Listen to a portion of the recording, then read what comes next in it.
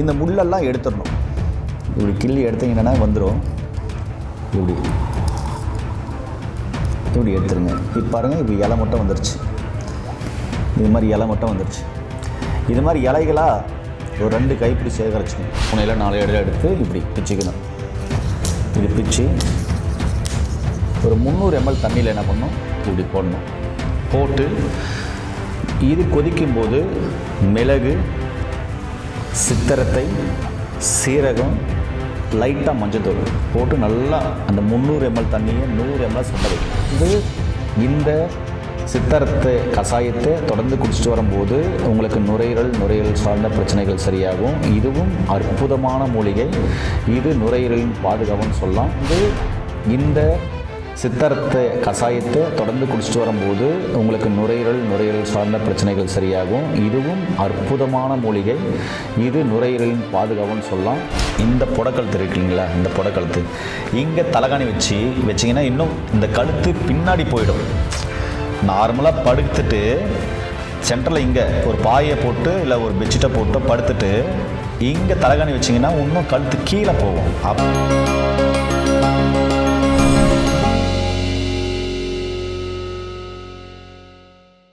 இயற்கையை மருந்து சேனலுடைய மேலும் பல பதிவுகளை தெரிந்து கொள்ள இந்த சேனலை சப்ஸ்கிரைப் செய்யவும், பெல் பட்டனை அழுத்தவும். மேலும் மருத்துவரின் ஆலோசனை பெற இந்த வீடியோவில் உள்ள எண்ணிற்கு தொடர்பு கொள்ளவும். இயற்கை மருத்துவர்களுக்கு வணக்கம். இன்றைக்கி இந்த ஆஸ்துமா, வீசிங், சைனஸ் பிரச்சனை, ரன்னிங் டோஸ், அதுக்கப்புறம் அடுக்கு தும்பல் இருக்கு இல்லையா, அது ஒரு சமையலறையில் சமைக்கும்போது அந்த வாசனை, அந்த நெடி வந்தால் ஆகிறதுல தும்பலாக வருது. வீட்டில் ஒரு ஒட்டடை அடித்தா போதுங்க, அந்த தூசி வந்தாலும் தும்பலாக வருது. மூக்கில் தண்ணியாக வடிஞ்சிட்டு இருக்கு. அதே மாதிரி வாகனங்கள் போகும்போது வரும்போது அந்த தூசி பட்டாலும் தும்பல் வருது.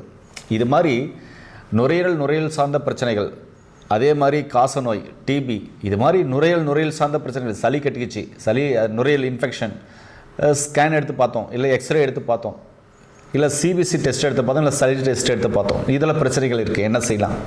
சித்த மருத்துவம் இதுக்கான தீர்வுகள் இருக்கானா? நிச்சயமாக இருக்குது. இதுக்கான மருந்துகள் இருக்கானாக்கா ஒரு சில சித்த டாக்டர்கள் இல்லை பாரம்பரிய வைத்தியர்கள் தயாரித்த மருந்துகளும் இருக்குது. அதை நம்ம போகும்போது பார்க்கலாம். இப்போ இயற்கையான முறையில் மூலிகைகளை வச்சு எப்படி நமக்கு அதாவது இந்த பிரச்சனையில் ட்ரீட்மெண்ட் பண்ணலாம் அப்படின்ற முழுமையான தகவல் இந்த வீடியோவில் நம்ம பார்க்க போகிறோம். வாங்க. நீங்கள் பார்க்குறது தான் தூதுவளை. இதனுடைய பழம் சிவப்பு நிறத்தில் இருக்கும், காய் மஞ்சள் நிறத்தில் இருக்கும், அதை விட இளங்காய் பச்சை நிறத்தில் இருக்கும், பூக்கள் வெண்மை நிறத்தில் இருக்கும், ஒரு ப்ளூ கலர் கோடு வளர்ந்த கத்திரிப்பூ கலரில் ஒரு பூ இருக்கும். நான் நிறைய வீடியோக்கள் போட்டிருக்கேன். இந்த இலையை நல்லா என்ன பண்ணணும், பிச்சுக்கணும். இது இப்படி பிச்சுக்கணும். இது எல்லாமே முள்ளாக இருக்கும் பாருங்கள், பிடிச்சிச்சு பிச்சு. இது பாருங்கள், இதெல்லாம் முள் தான். இந்த முள்ளெல்லாம் எடுத்துடணும். இப்படி கிள்ளி எடுத்தீங்கன்னா வந்துடும். இப்படி எடுத்துருங்க. இப்போ பாருங்கள், இப்போ இலை மட்டும் வந்துருச்சு. இது மாதிரி இலை மட்டும் வந்துருச்சு. இது மாதிரி இலைகளாக ஒரு 2 கைப்பிடி சேகரிச்சுக்கணும். சேகரித்து அதோட பூண்டு, சீரகம், சின்ன வெங்காயம், கொஞ்சம் புளி, கொஞ்சம் தக்காளி எல்லாம் போட்டு, கடுகு கொஞ்சம் போட்டு, காஞ்ச மிளகா போட்டு நல்லா ஆயிலில் போட்டு பெரட்டி வறுத்து, இது தலையும் போட்டு அதுக்கப்புறம் ஆற வச்சு அம்மியில் வச்சு அரைக்கணும். இல்லை மிக்சியில் போட்டு அரைச்சி வச்சு சட்னியை சாப்பிட்லாம். இதை சாப்பிட்டு வந்தீங்கன்னா என்ன ஆகும் அப்படின்னு சொன்னால், உங்களுக்கு சளி சார்ந்த பிரச்சனைகள் மெல்ல சரியாகும். இதுவும் ஒரு அற்புதமான மூலிகை. இது நீங்கள் ஆஸ்மா, வீசிங், சைனஸ் பிரச்சனை உள்ளவங்க, சளி பிரச்சனை உள்ளவங்க, இல்லை டிபி காசநோய் உள்ளவங்க இது உணவாக எடுத்துக்கலாம். ரொம்ப அற்புதமாக வேலை செய்யும். இது மெல்ல வேலை செய்யக்கூடிய அற்புதமான மருந்து. இது முன்னோர்கள் கடைப்பிடிச்ச அற்புதமான மூலிகை. சரி, இது ஒன்று. அடுத்தது இது ஆடாதொடை. இதிலே ஆண் பெண் இருக்குது.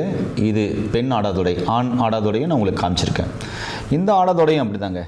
இப்படி இலையை எடுத்து ஒரு 3 இல்லை 4 இலை எடுத்து இப்படி பிச்சுக்கணும். இப்படி பிச்சு ஒரு 300 ml தண்ணியில் என்ன பண்ணணும், இப்படி போடணும். போட்டு இது கொதிக்கும்போது மிளகு, சித்திரத்தை, சீரகம், லைட்டாக மஞ்சத்தூள் போட்டு நல்லா அந்த 300 ml தண்ணியை 100 ml சுண்ட வைக்கணும். சுண்ட வெட்டி வடிகட்டி இறக்கி வச்சுட்டு காலையில் 50 ml சாப்பிட்ட பின்னாடி சூடாக, அதான் இளம் சூடாக டீ காப்பி குடிக்கிற மாதிரி கொப்பளிச்சு குடிக்கணும். சாயந்தரமாக ஒரு 50 ml, ஒரு நாளைக்கு 2 வேளை எடுத்துகிட்டு வரலாம்.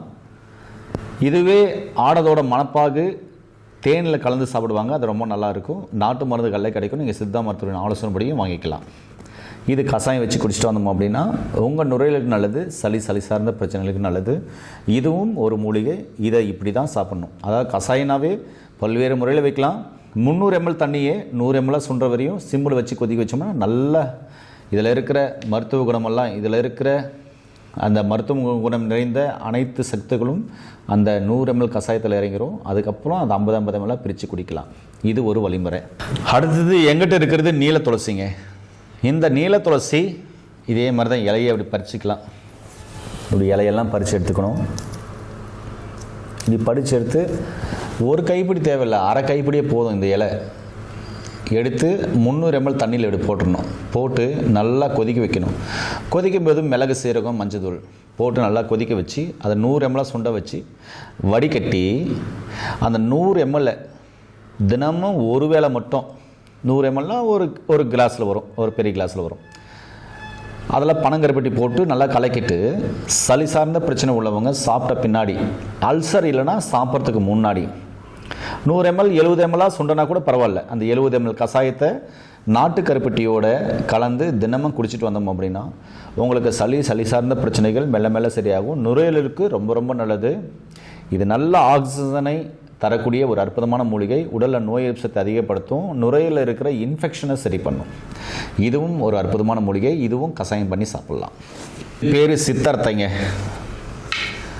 நுரையீரலின் பாதுகாவல்னு கூட சொல்லலாம் இந்த சித்தரத்தை நாட்டு மருந்துகளில் பொடியாகவே கிடைக்கும். நீங்கள் மருத்துவ ஆலோசனைப்படி கூட எடுக்கலாம்.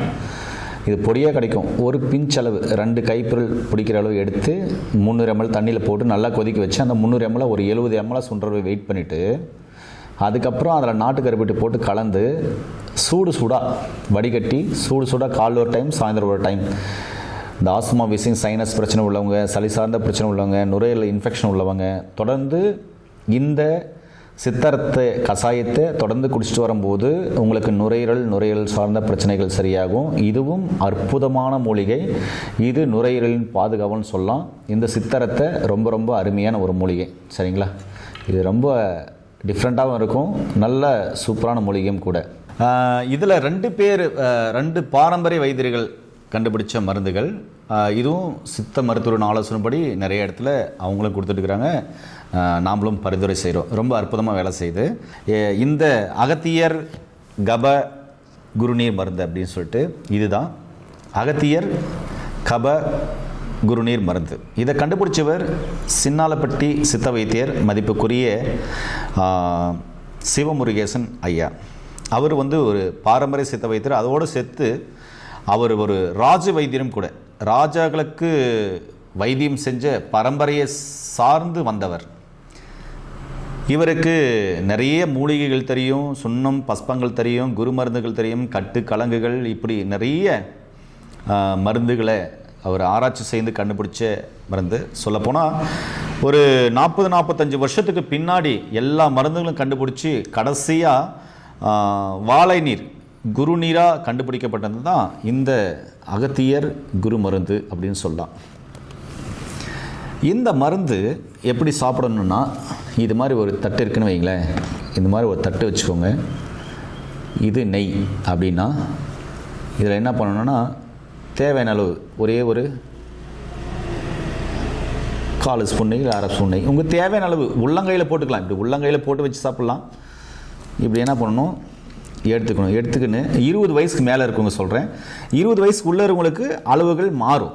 20 வயசுக்கு மேலே இருக்கிறவங்க 3 வேளையும் நெய்யில் சாப்பிட்றது சிறப்பாக வேலை செய்யும். வெறும் வயிற்றில் சாப்பிடணும். சாப்பிட்றது 1 மணி நேரத்துக்கு முன்னாடி சாப்பிட்றது நல்லது. சரிங்களா? நெய் கிடைக்காதவங்க 200 ml தண்ணியில் சாப்பிடணும். அது எப்படின்னு சொல்கிறேன். இது ஒரு 200 ml டம்ளர்னு வச்சுக்கோங்க. இதில் 200 ml தண்ணி ஊற்றுறேன். இப்படி தண்ணி ஊற்றுறேன்.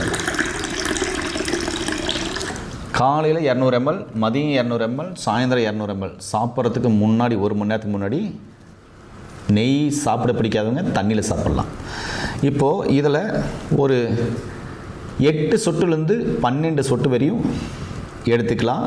நீங்கள் இன்லர் யூஸ் பண்ணுறீங்க, பப் யூஸ் பண்ணுறீங்க, புகை வைக்கிறீங்க, சிலிண்டர் வைக்கிறீங்க, மருந்து மாத்திரைகள் சாப்பிட்றீங்க, சித்த ஆயுர்வேதம் யுனானி ஹோமியோபதியில் மருந்துகள் சாப்பிட்றீங்கன்னா அதெல்லாம் சாப்பிட்டு அதிலேருந்து 1 மணி நேரம் கழிச்சு இங்கே பாருங்கள் 1 2 3 4 5 6 7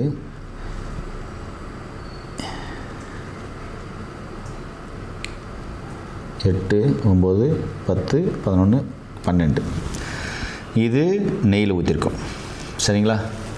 இதுவே நம்ம தண்ணியில் ஊற்றுறோம்னா இதே 200 ml தண்ணியில் 1 2 3 4 5 6 7 8 9 10 11 12 12 சொட்டுலேருந்து 15 சொட்டு வரை ஊற்றிக்கலாம். இதில் 12 13 14 15 இதையும் விற்றுக்கலாம். சரிங்களா? நெய் பிடிக்காதவங்க தண்ணியில் எடுத்துக்கலாம். இது ஒன்று. இப்போ இந்த நெய் பார்த்தீங்கன்னா உருகுந்து தெரியுதுங்களா உங்களுக்கு? நல்லா உருகி இருக்கும். சாதாரணமாக நீங்கள் தண்ணி ஊற்றினாக்க நெய் உருகாது, எது ஊற்றினாலும் உருகாது. குரு மருந்து ஊற்றின உடனே நெய் உருகுது இல்லையா? இப்போ இதை நீங்கள் குழப்பி சாப்பிட்டு பாருங்களேன் என்ன டேஸ்ட் இருக்குன்னு. இதுவும் 200 ml தண்ணி ஊற்றுனது, இதுவும் நீங்கள் குடிக்கலாம். சரிங்களா? நிறைய வீடியோக்களை குடிச்சு காமிச்சிருப்பேன். இப்போ இவர் நான் சாப்பிட சொல்கிறேன், இவர் என்ன டேஸ்ட்டில் இருக்குன்னு சொல்லுவார், ஐயா சொல்லுவார், பார்த்துக்கோங்க. மருந்துடைய வாசனை அவ்வளோன்னு தெரியல. மருந்து வாசனை, நெய்யுடைய வாசனை தான் தெரியுது. மருந்து வாசனையே தெரியாது. ரொம்ப அற்புதமாக வேலை செய்யும்.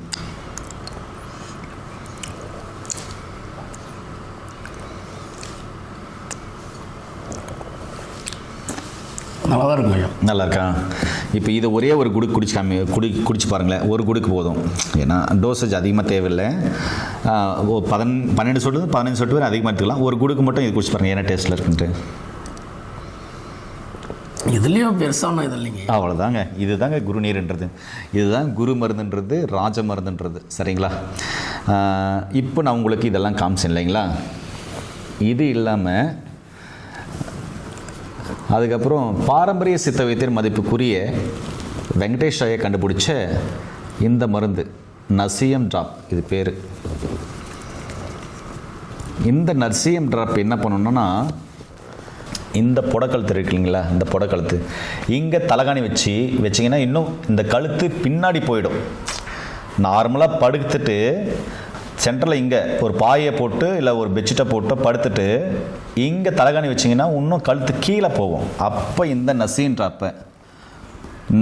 ட்ராப்பு இருக்குல்ல, இதை ஒவ்வொரு மூக்குலையும் 2 சொட்டு காலை மாலை 2 சொட்டு விடணும். விடும்போது இந்த மருந்தை விடும்போது இந்த தொண்டையில் இந்த இடத்துல பார்த்திங்கன்னா, இந்த இடத்துல இந்த மருந்துடைய எசன்ஸ், அதாவது இந்த மருந்துடைய அந்த அந்த டேஸ்ட் தன்மை, ஒரு சிலர் சொல்லுவாங்களா இந்த மருந்து டேஸ்ட் அப்படியே தொண்டைக்கு இறங்குதுன்னுவாங்களா, அந்த ஃபீலிங் வரும். 2 சொட்டுலேயே வந்துடும். அதுக்கப்புறம் என்ன பண்ணணும், ஒரு 10 நிமிஷம் அப்படியே படுத்து நின்றுட்டு அப்படியே நார்மல் பிரீத்திங் பண்ணிவிட்டு நார்மலாக எழுந்து அவங்க பாட்டுக்கு வேலை செய்ய போயிடலாம். காலை மாலை 2 வேளை இது விடணும். இதோடு சேர்த்து நான் சொல்கிற இந்த மூலிகைகள்லாம் கடைப்பிடிக்கணும். அந்த மூலிகைகள்லாம் ஒரு நாளைக்கு ஒரு வெரைட்டியாக சூப்பாவோ இல்லை கூட்டாவோ இல்லை கண்டங்கத்திரி சாம்பாராவோ இல்லை கண்டங்கத்திரி கீரை கூட்டாவோ துவையலாவோ சட்னியாவோ இது மாதிரி தூதுவளை சட்னி இது மாதிரி ஏதாவது ஒன்று நீங்கள் மூலிகைகள் செஞ்சு சாப்பிட்டு வந்தீங்கன்னா, சித்திரத்தை கசாயம் இது மாதிரி செஞ்சு சாப்பிட்டு வந்தீங்கன்னா நுரையீரலுக்கு ரொம்ப ரொம்ப அற்புதமாக வேலை செய்யும். இந்த மருந்துகள்லாம் மிகவும் அற்புதமாக வேலை செய்யக்கூடிய மருந்துகள். இது பாரம்பரியமாக காலங்காலமாக கொடுத்து நிறைய டெஸ்டமனி வீடியோக்கள் நம்ம போட்டிருக்கோம். அதையும் நீங்கள் பாருங்கள்.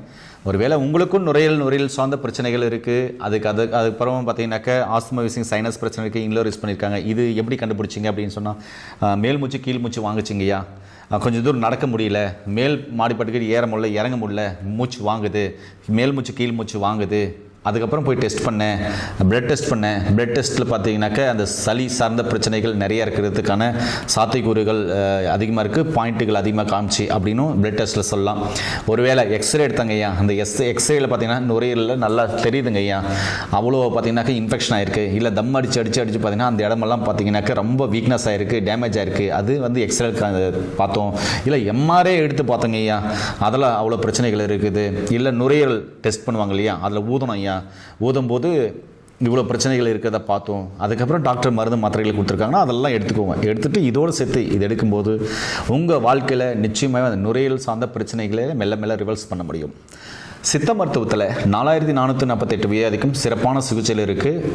அருகில் இருக்கிற சித்தா டாக்டர்களை நாடி அவங்கக்கிட்ட இது மாதிரியான மருந்துகள் ஏராளமாக இருக்கும். அதை வாங்கி இந்த நுரையீரல் சார்ந்த பிரச்சனை, ஆஸ்மா, வீசிங், சைனஸ் பிரச்சனை உள்ளவங்க, டிபி, காசநோய் உள்ளவங்க சிறப்பான சிகிச்சைகள் அவர் இடத்துல எடுத்துக்கோங்க. இல்லை அப்படின்னு சொன்னால் பாரம்பரிய வைத்தியர்கள் நிறைய பேர் இருக்காங்க, அவங்கக்கிட்டையும் சரியான பாரம்பரிய வைத்தியர்கள் நாடி பிடிச்சி பார்த்துட்டு உங்களுடைய நோய்களை கணிச்சு அதுக்கான மூலிகைகளோ இல்லை அதுக்கான சூரணத்தையோ தருவாங்க. அதையும் எடுத்துகிட்டு நோய் நொடி இல்லாமல் ஆரோக்கியமாக வாழுங்க. சித்தா டாக்டர்களுக்கும் பாரம்பரிய வைத்தியர்களுக்கும் சித்த மருத்துவத்தை தாங்கி வருகிற அனைத்து உயர் அதிகாரிகளுக்கும் சொல்கிறது என்னென்னா, இது மாதிரி நிறைய மருந்துகள் உங்கள் மூலிமா இந்த உலகத்துக்கு வெளியே வருது. நிறைய மருந்துகளை கொண்டு வாங்க. மக்களை நோய் நொடி இல்லாமல் ஆரோக்கியமாக இருக்கிறதுக்கு உங்களுடைய மருந்துகளும் உங்களுடைய ஆலோசனைகளும் மக்களுக்கு தேவை. உங்களை இருக்கரம் கூப்பி நான் நன்றியை தெரிவிச்சுக்கிறேன். நிறைய சித்தா டாக்டர்கள், நிறைய சித்த வைத்தியர்கிட்ட இது மாதிரி மருந்துகள் இருந்தாக்க கீழே போகிற நம்பர் கால் பண்ணுங்கள். கண்டிப்பாக நான் உங்களை வந்து தேடி உங்களுடைய மருந்துகளையும் மக்களிடத்தில் கொண்டு போய் சேர்த்துறேன். என்னுடைய நோக்கம் மக்களுக்கு ஏதாவது நல்லது செய்யணும், மக்கள் ஆரோக்கியமாக இருக்கணும் அப்படின்னு சொல்லிட்டு என்னுடைய தேடுதல் தொடர்ந்துகிட்டே இருக்குது.